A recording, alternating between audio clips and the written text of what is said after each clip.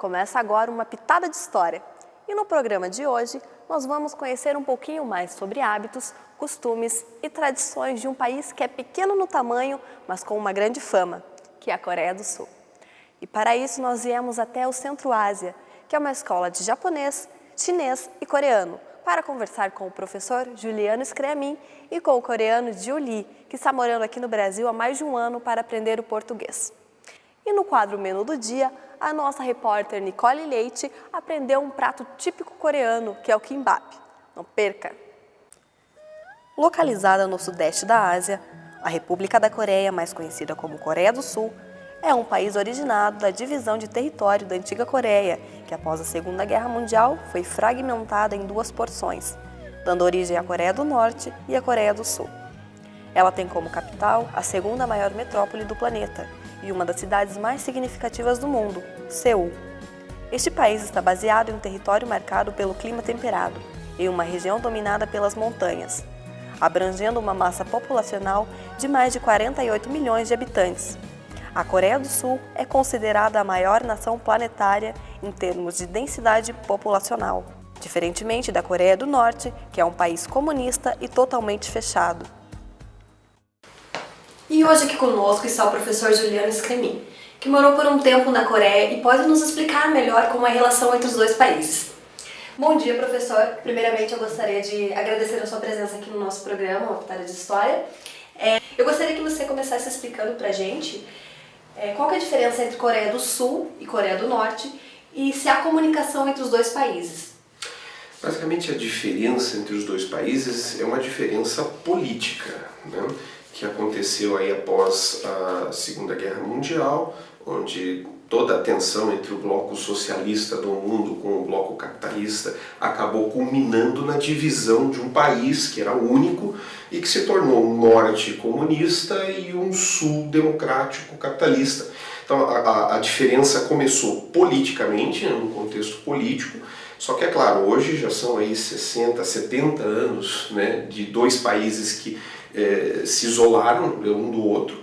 Obviamente há diferenças de comunicação por conta de, por exemplo, o Sul se manteve em contato com o Ocidente, teve um processo de americanização forte, né? Muitos dos termos modernos, né, foram importados da América, enquanto que, por exemplo, no Norte eles se mantiveram mais puristas, né, com o seu idioma original.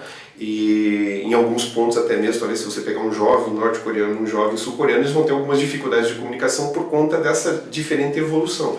Mas em termos de história, eles são um povo homogêneo, único, e só por essa diferença política é que eles se separaram. Nós sabemos que a Coreia é um país bem tradicionalista. Tem alguma tradição que se destaca? Bem, na verdade a gente teria várias, mas eu acho que, na minha opinião, o que é muito interessante no povo coreano é a questão da cultura familiar deles, da tradição familiar. Isso tem uma implicação muito forte na questão do próprio idioma. Talvez a maior dificuldade que um ocidental tem na hora de aprender o idioma coreano é a dificuldade que você tem com os níveis de fala. Nós aqui vamos nos referir ao nosso pai como você, ao amigo como você, ao professor como você. Tudo bem que isso para mim é um pouco estranho, mas, por exemplo, na Coreia isso seria algo totalmente inapropriado, totalmente inadequado. Você vai usar termos diferentes para pessoas de níveis diferentes e inclusive um nível de discurso, né, um nível de fala diferente para pessoas de níveis diferentes. Só para ter uma ideia, a gente pode classificar meio que a grosso modo em 6 níveis diferentes de discurso. Poderíamos até dizer que aprender coreano seria aprender 6 idiomas distintos, talvez por conta das terminações que você tem que ser para respeitar para cada tipo de pessoa com qual você está se referindo na sociedade. E como que é para um brasileiro, por exemplo, aprender coreano? Olha, nós temos sérias dificuldades. Eu costumo dizer que para nós aqui no Brasil nós estamos exatamente no inverso, né? Até alguns termos, por exemplo, nomes de instituições, até títulos de livro, a tradução fica bem engraçada, porque é pegar o último termo, pôr em primeiro e assim vice-versa. Você vai trocando, né, os termos ponto a ponto, você tem uma perfeita simetria no idioma, né? E para nós é especialmente difícil por causa da nossa cultura muito informal. Nós somos muito informais. E o coreano é extremamente formalista na sua forma de se comunicar. E no trânsito, como que é o comportamento dos coreanos? Bem, o coreano, por natureza, ele, até o pessoal, a professora aqui do Instituto, ela brinca que dentre os três, né, chineses, japoneses e coreano, o coreano seria o baiano da turma, né? Que ele é meio esquentado, ele é caloroso, mas devido à questão de educação, no trânsito, eles são com certeza bem melhores do que nós. Claro, há brigas, há desentendimentos, há bate-boca, mas o pessoal respeita muito mais, o pessoal tem muito mais consciência de viver em coletivo, então naturalmente o trânsito expressa isso, né? Um certo respeito, uma certa educação na hora de você se comportar, na hora de você dirigir, na hora de você fazer uso dos espaços públicos, né? Conosco está também o coreano Ju, que está aqui no Brasil para aprender o português. Bom dia, queria agradecer a sua participação aqui no nosso programa. Eu queria que você contasse para o pessoal de casa como que está sendo a sua adaptação aqui no Brasil. Por que você escolheu o Brasil? Eu queria aprender uma língua especial, porque todo mundo sabe falar inglês, né? Eu não sei, mas por isso eu escolhi. E eu tinha gostado do futebol também, por isso eu escolhi aqui no Brasil. Eu acho que os brasileiros, na verdade os curitibanos, são mais abertos do que os coreanos, porque normalmente os coreanos são mais tímidos. Não, eles quase nunca tentam conversar com outras pessoas e não, quase nunca ajudam primeiro para uma pessoa que não conhece. Como que você viu o Brasil antes de vir para cá?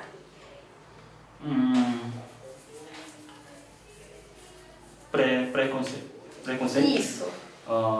Eu achei que os brasileiros, todos os brasileiros gostam de futebol, mas na verdade não, né? Porque meus amigos brasileiros quase nenhum amigos não gostam de futebol. Só eles gostam de ir para balada e beber cerveja, Carnaval? tipo isso, K-pop, sim, carnaval, tipo isso. Qual que é a diferença da Coreia e no Brasil, por exemplo, nas escolas, como os professores tratam os alunos lá na Coreia, como que é aqui? Você notou muita diferença no tratamento? Eu acho que os alunos têm que respeitar para professor ou professora, mas hoje em dia está desaparecendo esse respeito, porque não sei porque isso é um pouco ruim. Quando eu era criança, os professores meus sempre me bateram e para algumas coisas boas, mas hoje em dia não muito. E aqui no Brasil, eu acho que eles conversam mais entre os alunos e professores, e mais livre enquanto durante a aula, e os alunos falam mais do que da Coreia, tipo isso. Como está sendo para você, Ju, aprender o português? Porque falam que o português também é bastante difícil, né? Sim, muito. Como está sendo para você estar se adaptando ao idioma? Na verdade, para mim, aprender português é muito difícil, na verdade, porque os coreanos nunca conhecem a letra alfabeto, né? Só usa a letra Coreia, por isso, e quase completamente diferente de inglês, né? O português, quase completamente diferente. E por isso, para mim é muito difícil para aprender português. E ainda, eu já faz mais 1 ano e 3 meses, mas ainda não falo bem português. Vai ficar quanto tempo aqui no Brasil? Acho que até fim de dezembro desse ano. Mas eu não quero voltar para Coreia. Não quer voltar? Sim, eu gosto muito de Brasil. Na verdade, Curitiba. Curitiba, eu gosto bastante daqui. Sim, aqui em Curitiba é muito boa para viver. Muito tranquila e cidade mais limpa do que na minha cidade. Queria perguntar para você, professor Juliano, como que você vê a Coreia antes de ir para lá? Para mim, o ver a Coreia era uma coisa meio natural, porque eu cresci já com proximidade com vários coreanos, então não foi nada assim tão diferente do que eu já tinha de contato com coreanos aqui no Brasil. Talvez a maior assim, surpresa talvez fique na questão de algumas regras de comportamento e até algumas coisas que para nós, talvez para brasileiros, é comum quando a gente vai para qualquer outro país da Europa ou até com uma cultura um pouquinho diferente, é que nós estamos acostumados que a bagunça é generalizada. Né? Para nós a bagunça é o normal. E aí você começa a ver, por exemplo, na Coreia a organização é o normal, então a gente fica um pouco assustado, né? Aqui não tem bagunça, né? Mas no geral, claro, para qualquer brasileiro que vá para lá, eu acho que o que vai mais doer, assim, que vai mais ser difícil de enfrentar é a questão da comida. Por quê? Porque a gente vai estranhar o pão, a gente vai estranhar a carne. Automaticamente, claro, a alimentação coreana comparada com a nossa é muito mais saudável, né? Vocês ingerem muito menos calorias, muito menos gordura do que a gente está acostumado. E o paladar coreano normalmente tende a comida apimentada e quente, né? Eu não gosto de comer nada quente, eu como morno. Então para mim foi terrível, assim, especialmente também não gosto de pimenta. Então até você leva um mês e meio para se adaptar, para o organismo se adaptar e você conseguir comer a comida coreana. E é muito normal, no primeiro mês todo mundo tem um sério problema de diarreia. E hoje em dia a gente vê de vez em quando nos noticiários que que a Coreia do Norte quer sempre às vezes colocar guerra contra a Coreia do Sul. Ainda existe algum perigo de acontecer alguma guerra? Essa questão? Com certeza existe. E o perigo é real, até porque o Norte ele se isolou do resto do mundo dentro de uma pseudo-sociedade socialista, porque de socialista de fato ele só carrega o nome. O que nós temos lá é uma ditadura, uma autocracia severa, em que uma família assumiu o poder e ela está transmitindo esse poder do avô para o filho, agora do pai para o filho, a terceira geração de uma única família no poder, e que eles basicamente assumiram uma postura de monarcas, de imperadores absolutos, e que conduzem o povo à mão de ferro. O norte-coreano ele vive numa situação de pobreza tremenda comparada com o sul, né? Eles têm sérios problemas para ter alimento, sérios problemas para ter equipamentos básicos, até para poder desenvolver agricultura. Só para ter uma ideia, a agricultura toda deles é manual ainda. Enfim, um país com 25 milhões de habitantes que vive numa condição de extrema pobreza e que somente a elite, né, o pessoal do exército e os altos escalões da política é que vivem em abundância com coisas, inclusive, que eles trazem do Ocidente, né, que eles vivem importando, enquanto que o povo passa uma situação de miséria tremenda. É óbvio que se estourar uma guerra, é consenso que em 2, 3 dias essa guerra acaba. O problema é quantas vidas serão perdidas durante esses 2, 3 dias, né, porque com certeza vai culminar em uma guerra nuclear. E como que é o desenvolvimento da Coreia do Sul? Porque eu pesquisei e vi que a taxa de mortalidade infantil é bem pequena, né? Queria que você explicasse pra gente a questão do desenvolvimento de lá. Para explicar o desenvolvimento, vamos fazer um comparativo?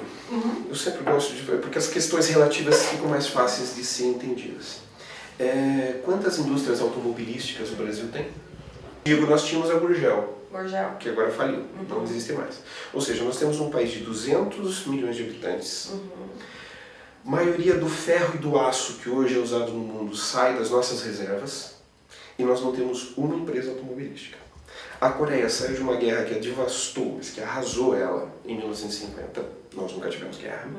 Eles têm uma população de 50 milhões de habitantes. Esses 50 milhões de habitantes, se for somar lá, eles vivem numa região que é menor que o estado do Paraná. E você me diria alguns nomes de indústrias automobilísticas coreanas? Vamos lá?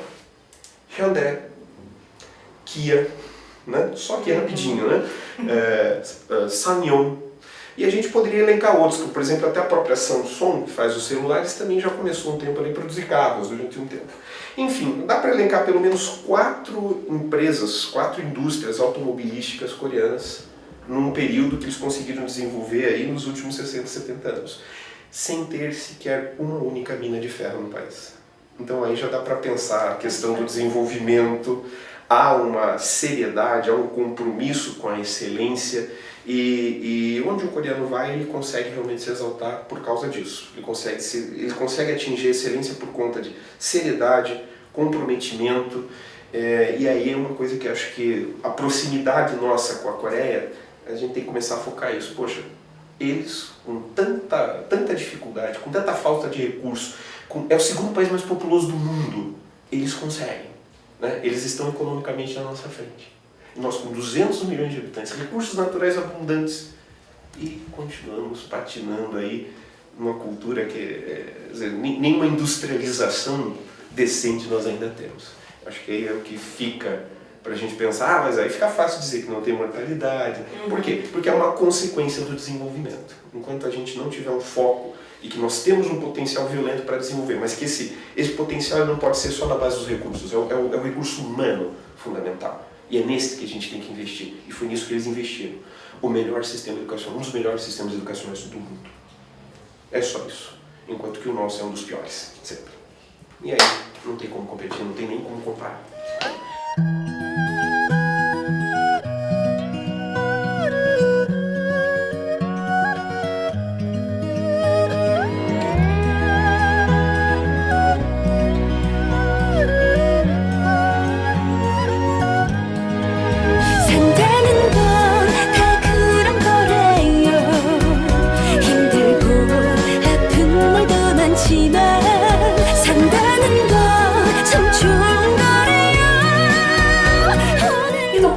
A nossa repórter Nicole aprendeu um prato típico da Coreia, delicioso. Não saia daí, uma pitada de história volta já.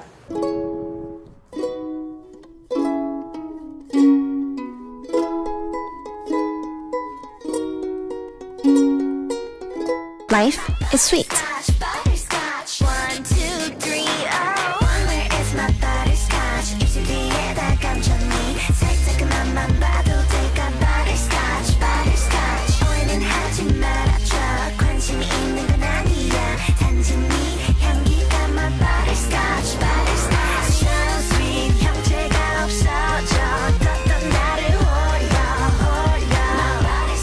Life is sweet. It did.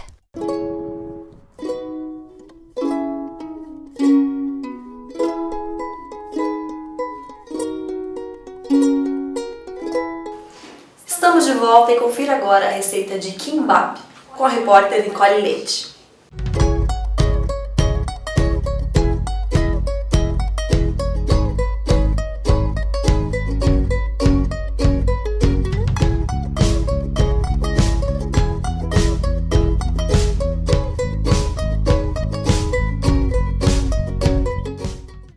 Hoje, numa pitada de história, a gente veio conferir a receita do kimbap, uma receita coreana com a Suyong. O kimbap existe há dezenas de anos e é um prato que as famílias coreanas fazem quando querem dar uma agilizada no almoço. Então, pega papel e caneta para anotar os ingredientes desse sushi da Coreia. Você vai precisar de cenoura, pepino, espinafre, cheddar, ovo, kanikama, atum com um pouquinho de maionese, alga, arroz oriental e óleo de gergelim.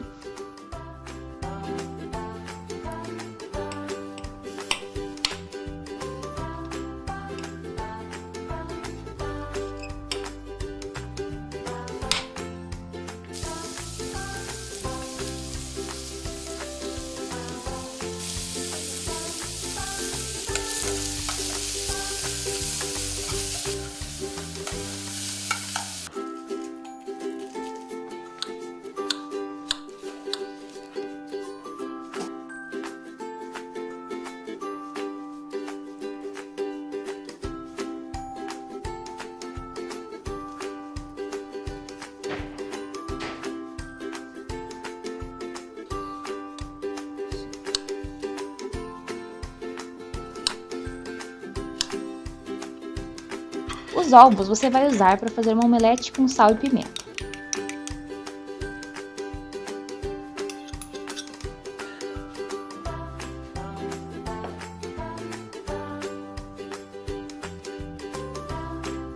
Depois, você cozinha o espinafre por um pouco tempo, para ele não ficar nem tão duro, mas nem tão mole. E depois acrescenta um pouco de óleo de gergelim.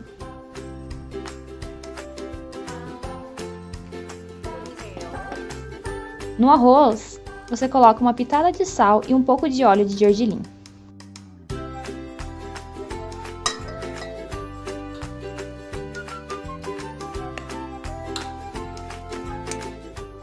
Então, tudo pronto? Primeiro, coloca arroz. Não pode esmagar. Não pode matar arroz. Não precisa arroz até em cima. E agora, coloca as coisas. Queijo. Kame-kame. Pepino, ovo, atum, cenoura e espinafre.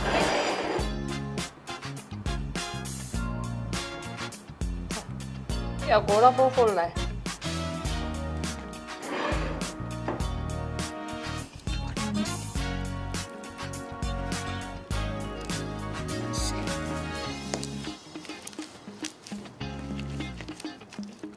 Assim, vira, tá bonitinho, né?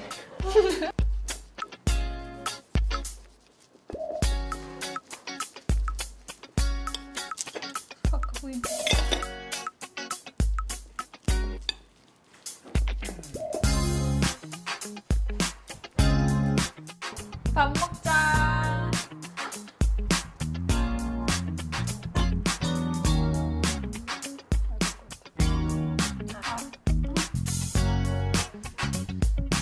Eu posso não pôr pimenta? Hoje coloca o que você gosta. Gente, tem que colocar abacate e camarão. Dá pra fazer doce também? Acho que sim, mas não existe na Coreia. Acho que com goiabada. Esse mais para cá é melhor, quando rola. Tá fazendo bem. Assim embaixo. E cobrir até aqui. Assim. Isso. E fecha. Bem forte. Bem forte. Isso. E mais uma assim. Fecha.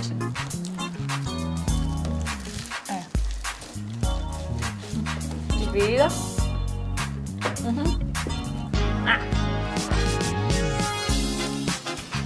Fechou? Ah, é pra cá. Não. Vamos ver.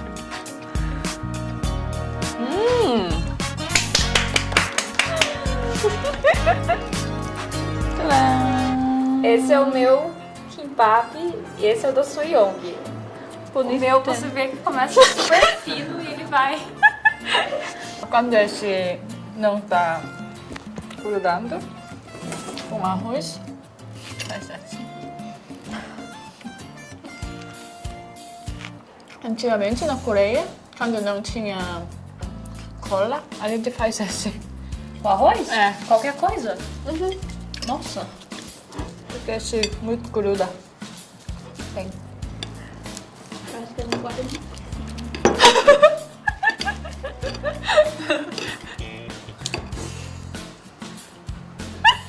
Eu não sei cortar. Eu sou melhor como repórter.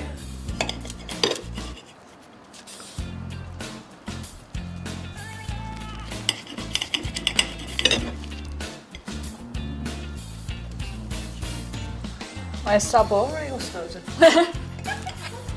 Esse é o sushi que a Su cortou. E esse é o que eu cortei.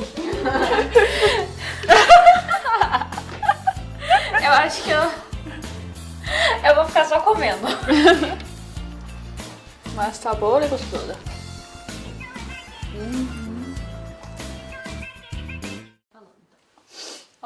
안녕하세요.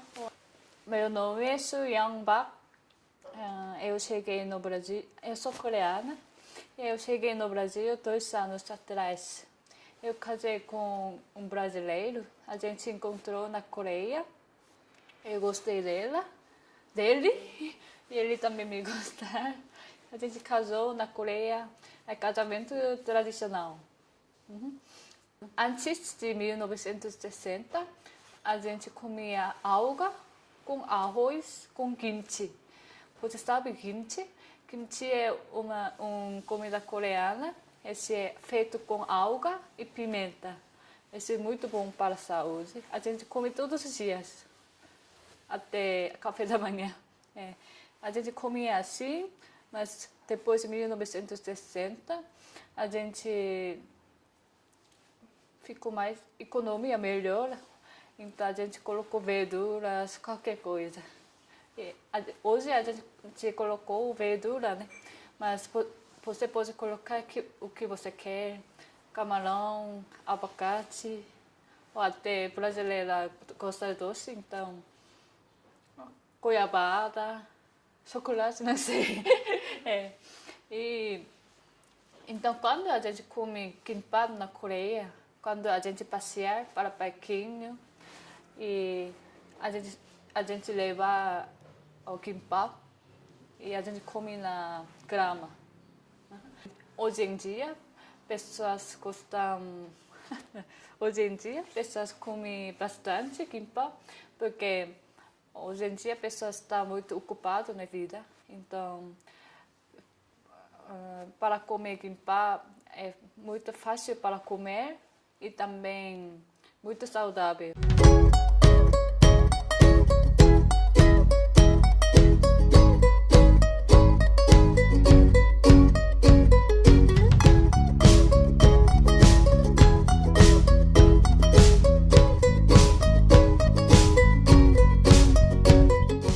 Infelizmente, o nosso programa está chegando ao fim. Eu gostaria de agradecer a presença dos nossos convidados, o professor de coreano Juliano e o nosso amigo coreano Gil. Obrigada pela presença de vocês, aí acrescentou informações, né, para os nossos espectadores. E nós voltamos no próximo programa. Obrigada!